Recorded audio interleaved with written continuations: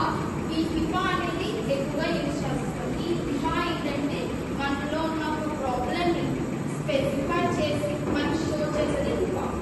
HIPAA. Okay.